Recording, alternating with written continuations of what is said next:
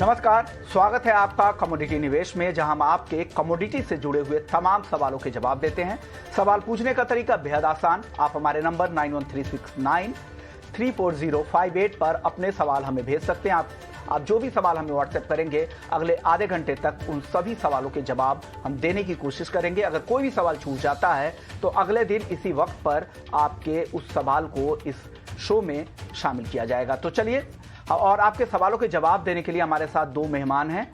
अजय केडिया जी हैं, केडिया कमोडिटी के एमडी है, और साथ ही वीरेश हिरेमत है, जाने माने कमोडिटी एक्सपर्ट है। आप दोनों ही मेहमानों का स्वागत है। लेकिन सबसे पहले शुरुआत कर लेते हैं कॉटन की खबर के साथ। सीआई का अब नया अनुमान उत्पादन को लेकर आ गया है 2021-22 सीजन के लिए, और जो नया अनुमान है वो है 348 लाख गांठ का। इस खबर के बाद अब कॉटन में धीरे धीरे तेजी फिर से बढ़ती दिख रही है। पहले से ही इतना मजबूत हो चुका है कॉटन। केडिया जी, क्या लग रहा है इस खबर के बाद कॉटन और कितना मजबूत हो जाएगा? क्या 40,000 भी आपको एमसीएक्स पर दिख रहा है क्या? नमस्कार विश्वमोहन जी। डेफिनेटली काफी चौंकाने वाले फिगर्स हैं। जैसे उम्मीद थी मार्केट में कि प्राइस जो भी प्रोडक्शन है वो लोअर साइड ही करेक्ट होगा 360 से, और वैसा ही कुछ होता हुआ दिखाई दे रहा है। 348 लाख बैग्स का जो नया एस्टिमेट है, बट अभी भी सरप्राइज हूं मैं, क्योंकि पिछले दिनों में काफी कुछ वेबिनार्स या काफी हाजिर मार्केट में जब हमने बात की तो वहां पे 340 के नीचे की बातें अभी भी प्रबल है। तो कहीं ना कहीं यहाँ पे मुझे लगता है कि थोड़ा सा एक वापस इंपॉर्टेंट फैक्टर रहेगा, क्योंकि एक तरफ हम देख रहे हैं कि लोअर प्रोडक्शन हमने गुजरात, तेलंगाना, कर्नाटका, उड़ीसा सभी जगह देखा है। जिस ढंग से अराइवल उम्मीद थी जनवरी के, अभी 18 दिन निकल चुके हैं, बट वैसा आ नहीं रहा है। कंजम्पशन जो सीआई ने भी बताया है कि 345 लाख बैरल के आसपास रहेगा, पिछली बार के मुकाबले जो एस्टिमेट रखा था 335। पाइपलाइंस खाली है, और इंटरनेशनल में भी ऐसे ही कुछ बैलेंस शीट टाइट दिखाई दे रही है, जहां पे हम 120 सेंट तोड़ने के लिए बिल्कुल तैयार है। तो सभी फैक्टर्स काफी बुलिश दिखाई दे रहा है, और डोमेस्टिक में बिल्कुल जैसे आप बता रहे हैं 40 का लेवल आराम से तोड़ता हुआ दिखाई देगा। इंटरनेशनल में मुझे लगता है कि अगर 120 121 सेंट के ऊपर निकलती है तो डायरेक्टली हम 136 से 38 तक के भी लेवल देख पाएंगे। तो ओवरऑल मुझे लगता है कि कॉटन डोमेस्टिक मार्केट पे अभी भी काफी स्ट्रांग है। लेट्स से अगर गवर्नमेंट कोई ये स्टेप्स लेता है, लेट्स से इंपोर्ट ड्यूटीज के ऊपर लेके, वो कहीं ना कहीं थोड़ा सा एक सेंटिमेंटली इम्पैक्ट कर सकता है। Otherwise cotton complex, cotton seed oil के, कपास सभी में एक अच्छी खासी तेजी कंटिन्यू रह सकती है। ओके, केडिया जी, आपसे एक कॉटन पर सवाल भी पूछ रहे हैं। जयेश पटेल है गुजरात मेहसाना से। ये बिजनेसमैन है, कारोबारी है, मैन्युफैक्चरिंग का काम है कॉटन से रिलेटेड प्रोडक्ट का, और जनवरी महीने का लक्ष्य इन्होंने हेजिंग के लिए एमसीएक्स कॉटन 35,400 रुपए पर लॉन्ग कर रखा है। इनको क्या करना चाहिए? टारगेट क्या है, स्टॉप लॉस क्या है, ये जानना चाह रहे हैं आपसे। देखिए, अभी तक इंटरनेशनल में 120 सेंट के ऊपर सस्टेन नहीं कर पा रहा, ना ही डोमेस्टिक मार्केट पे 36 300 400 के ऊपर, क्योंकि इससे पहले जनवरी महीने में हमने देखा था कि 36 390 का हाई, फिर 36 या 320। तो आई थिंक एक बार 36 300 के ऊपर अगर प्राइसेस ये वीक में सस्टेन कर जाता है तो आई थिंक 38,000 का इमीडिएट टारगेट रहेगा अगले हफ्ते तक का। तो आई थिंक इनको कंटिन्यू बने रहना चाहिए अनलेस एंड अनटिल 34,700 के नीचे प्राइसेस होल्ड नहीं करते हैं। ट्रेंड बिल्कुल बुलिश है, इनको बने रहना चाहिए। जो इमीडिएट टारगेट 38 का है, बट ओवरऑल अगर डिमांड और इंप्रूव होती है, अराइवल में फर्दर ड्रॉप होता है, बिकॉज आप समझिए कि नया क्रॉप जो आना है वो अक्टूबर। ओके, चलिए, अब वित्त मंत्री निर्मला सीतारमण कुछ मुख्य आर्थिक मुद्दों पर कुछ बात कर रही हैं, सीधे वहीं चलते हैं। Which relate to the Ministry of Corporate Affairs. So I'm thankful that we have MOS Rao Indrajit Singh ji today with me, and also Secretary Corporate Affairs. The matter that I'd like to draw your attention on is about the Supreme Court's order yesterday on the Antariksh Devas issue. You are aware that Antariksh had approached the NCLT asking for liquidation of Devas, and that was sometime early 2021, in January of 2021, post which the final order of the NCLT was issued in May 2021, which ordered a liquidation of the Devas, which the Devas went on an appeal to the NCLAT. The NCLAT also gave its order in September of 2021, upholding the order issued by NCLT that it should be indeed liquidated. Post that, Devas again went on an appeal to the Supreme Court. And the Supreme Court, after hearing both the sides, gave its order yesterday, upheld the NCLT and NCLAT order for liquidating Devas. The Supreme Court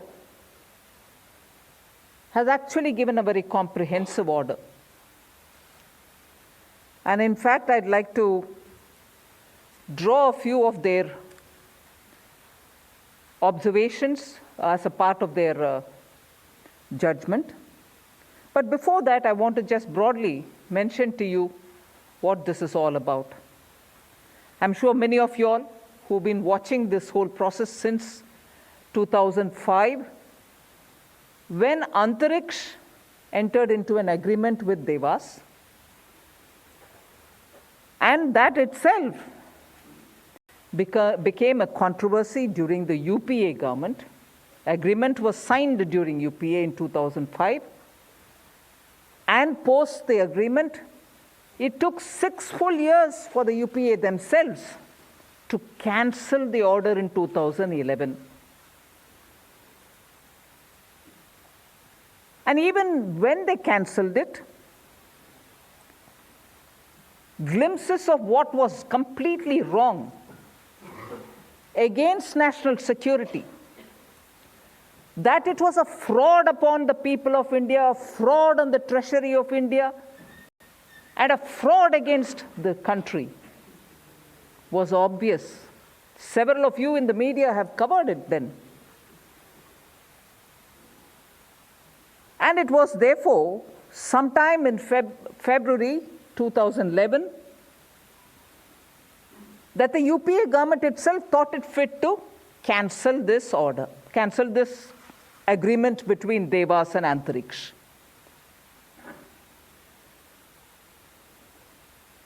There are several statements given in that context by the Congress ministers then. And not to forget that year, just a couple of months before the cancellation of this, a sitting minister was arrested in the UPA government.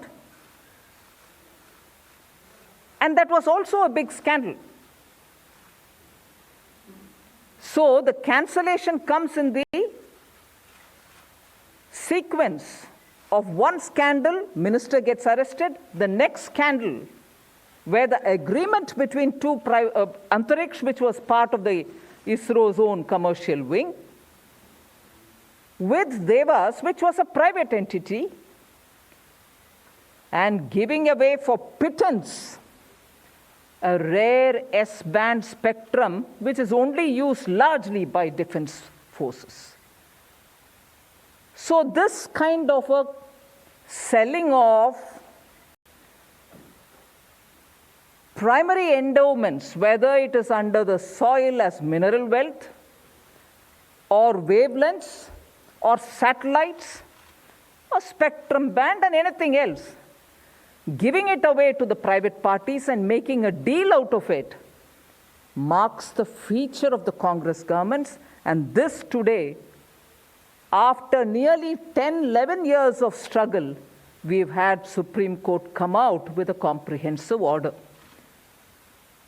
Just a proof of how repeatedly the Congress party, when in power, misuses its position,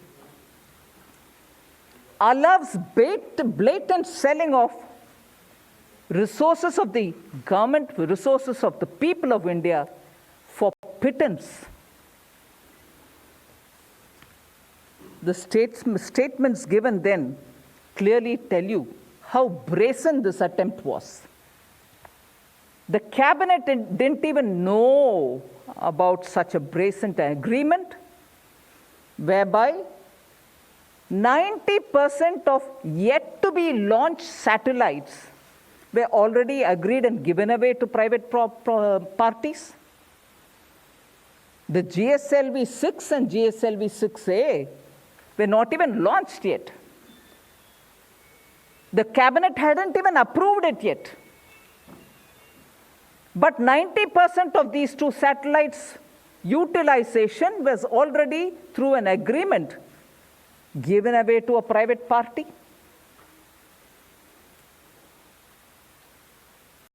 In 2011, in an interview to a television channel, the telecom minister then, and this is Shri Kapil Sibal, said that the cabinet was not even aware of the details of Antariksh Devas deal.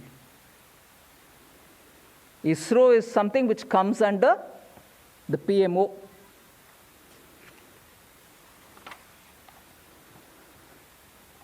Dr. Manmohan Singh in February 24, 2011 says, there was no question of Prime Minister's office being asked to approve this deal. It never came to that level. Unquote. And it further says only the launch of 2 satellites came to the cabinet. It did come to the Space Mission Commission. But it, that is Devas Antariksh deal, was not mentioned even in the cabinet note that there was a specific commitment under this agreement. The Prime Minister clarifies. What did Devas offer? That itself shows how blatant this agreement was and that it was a fraud. Just listen, today we have the benefit of hindsight. 10 years later, we know what are the kind of services which we are getting through telecom and what we may or may not get through the satellite, which is not in the reach of everybody. Devas offered a bouquet of services known as Devas services through a device called Devas device in a hybrid mode of transmission, which is a combination of satellite and terrestrial transmission, and which is called Devas technology, but none of which existed when they signed the agreement, nor existed when the agreements were cancelled, and probably to an extent doesn't exist even today. That's where the fraud begins. And the CAG, which comes out with a report in 2012, says, first of all, these are not within the scope of the SATCOM, which is Satellite Communication Policy, and approving of digital multimedia broadcasting or direct-to-home broadcasting. All these services are the prerogative of the Government of India. And no any one particular commercial entity belonging to any department could give that away. But Antariksh gave it away, did not tell the cabinet. And it went on to, till today, becoming a big legal tussle. Of course, the CBI, since 2015, has got cases going on under the PCA, Prevention of Corruption Act. The ED has also come in with a first information report in 2015. Some assets were attached. I'm just very quickly moving to the fact that internationally too, there are now arbitral awards coming up. Just to highlight what this greed of the UPA has done. They may have cancelled the order in 2011, But Government of India under Prime Minister Modi is fighting in every court to make sure that this fraud doesn't get away. Do you want to know the irony of how this has been handled by the government? In 2011, when the whole thing was cancelled, an arbitration set course, meaning Devas went with the ICC saying cancellation was wrong, they should be made good for it. In July 2011, they were asked to appoint, government Antariksh was asked to appoint an arbitrator from its side. Devas would do it from their side, arbitration will go on. Antariksh did not even appoint an arbitrator, continuing this fraud. Government of India did not tell Antariksh that he should appoint an arbitrator and go fight. They did not, they just kept off, saying, whatever happens, let's see. Having cancelled it, they did not appoint an arbitrator to fight for the right. And did they leave it there? In August 2011, again they were reminded, appoint somebody for this arbitration. And they were given 21 days only to appoint an arbitrator to fight for it, so that the Government of India doesn't have to pay for having cancelled and rightly cancelled it. Even the 21 days went away, they did not appoint an arbitrator, which means what couldn't be given through the deal, through arbitration and everything else, the fraud that was perpetrated on us would get paid in the name of damages. That arbitration award had to come in 2015 after Modi's government comes, and we take it up all in seriousness and fight from then.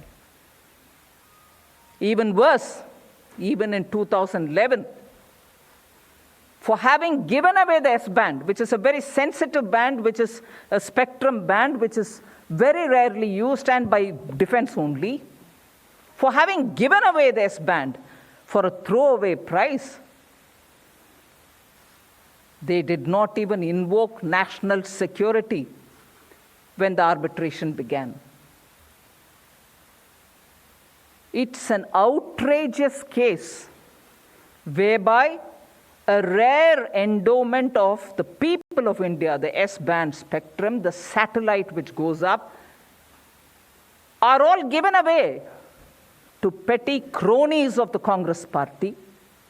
Some of them were abroad, some probably within this country. And half-hearted attempts to bring justice to this case were taken up. I told you how they did not appoint an arbitrator. Even after reminder, they did not invoke national security as an important clause. That led to Devas becoming brazen and going to all the international courts and claiming damages. I'll just give you a picture of how much of damages they are claiming. You'll understand the seriousness of this matter. The domestic commercial arbitration between Devas and Antariksh is of roughly $562.5 million US plus interest from 2015.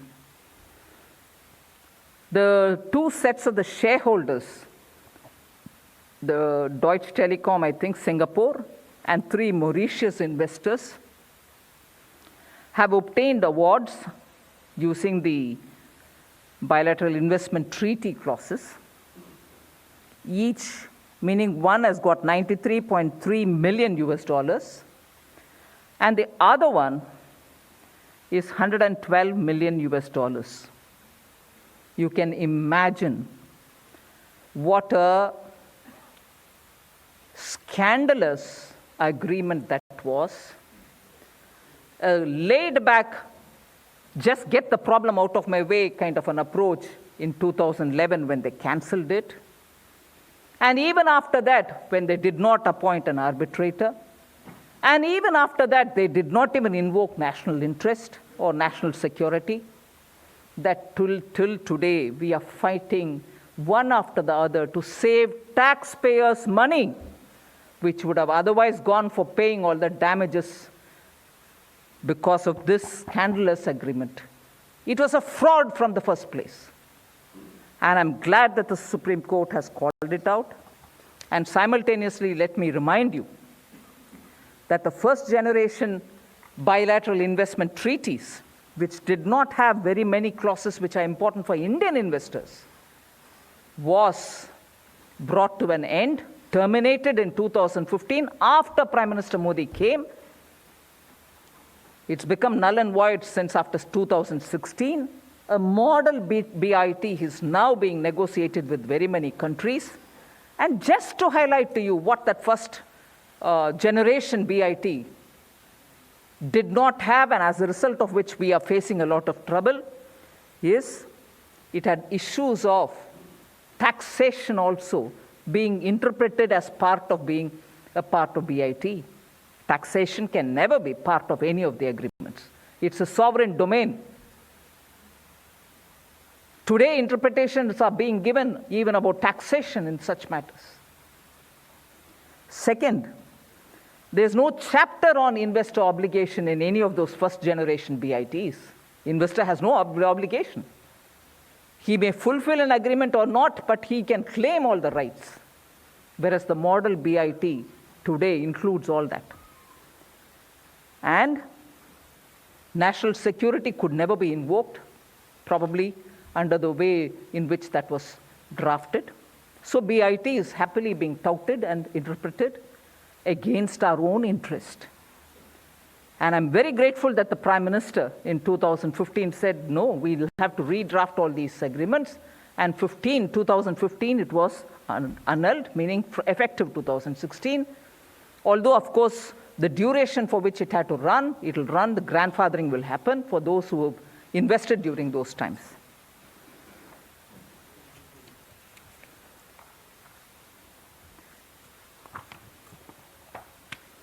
Sorry, friends, it's a bit longish opening statement, but I just want to draw your attention to a few quotations from the Supreme Court's observation.